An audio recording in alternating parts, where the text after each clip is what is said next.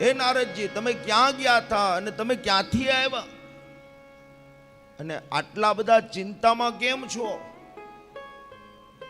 ત્યારે નારદજી કહેવા લાગ્યા કે મનુષ્ય લોકના બહુ વખાણ સાંભળ્યા. થયું કે આ મૃત્યુ લોક ઉપર ભગવાનની ભક્તિ, ભગવાનની કથાઓ, 68 તીર્થો અને આટલા બધા વખાણા મૃત્યુ લોકના સાંભળ્યા ને, તો મને એમ થયું કે હું પણ મૃત્યુ લોકમાં જઈને આ બધું જોઈને આવું. પણ હે સનત કુમારો, આજે હું મૃત્યુ લોક ઉપર ગયો હતો અને ત્યાં જઈને મેં જોયું તો જેવું મેં સાંભળ્યું હતું ને એવું કાંઈ મને દેખાણું નહીં. અને પછી નારદજી પોતાનું વૃત્તાંત કહે છે. નારદજીએ પૃથ્વી ઉપર આવીને શું જોયું? નારદજી કહેવા લાગ્યા, સત્યમ નાસ્તિ તપઃ શોચ દયાદાનમ ન વિધીયતે ઉદર્ણમ હરિનો જીવા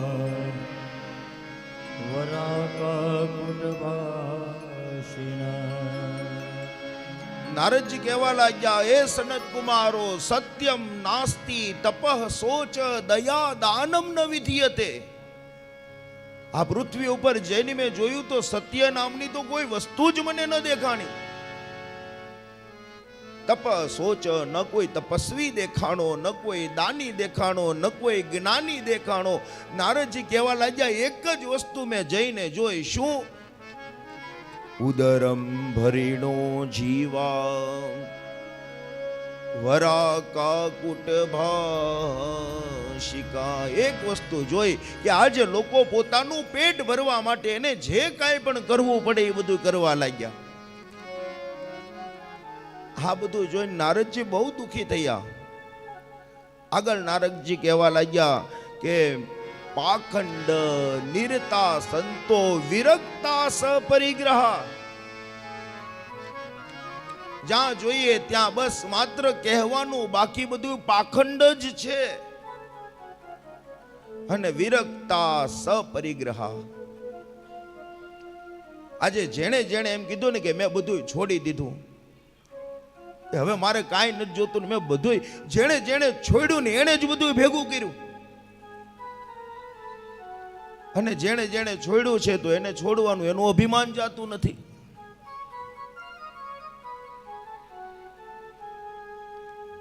નારદજી આ બધું જોઈને બહુ દુઃખી થયા. આજે રક્ષક જ ભક્ષક બન્યો છે એવું નારદજીએ જોયું. જેણે જેણે રક્ષાની જવાબદારી સ્વીકારીને એણે જ એનું ભક્ષણ કર્યું.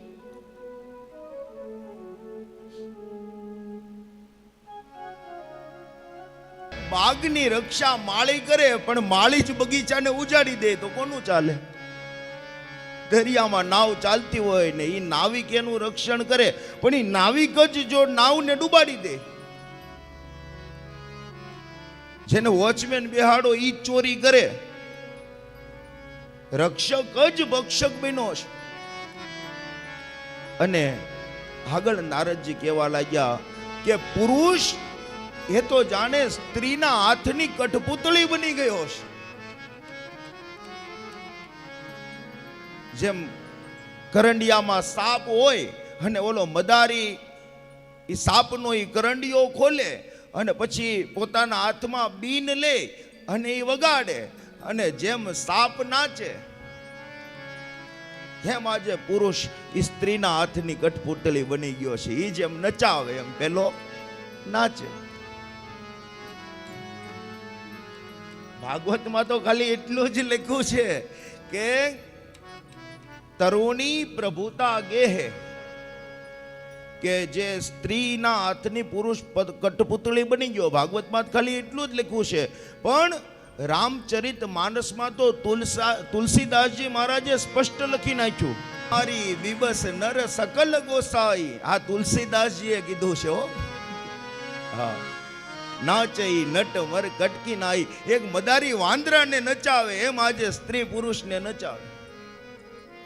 અને આગળ નારદજીએ કીધું કે આ ભાગવતનો આ શબ્દ બહુ મગજમાં લેવા જેવો છે. કન્યા વિક્રેયતાન લોભે. આ સૌથી મોટું, જો કોઈ એક એમ કહી શકાય ને, જો કોઈ કાળું ટપકું હોય ને તો એ છે આ કન્યા વિક્રયતા.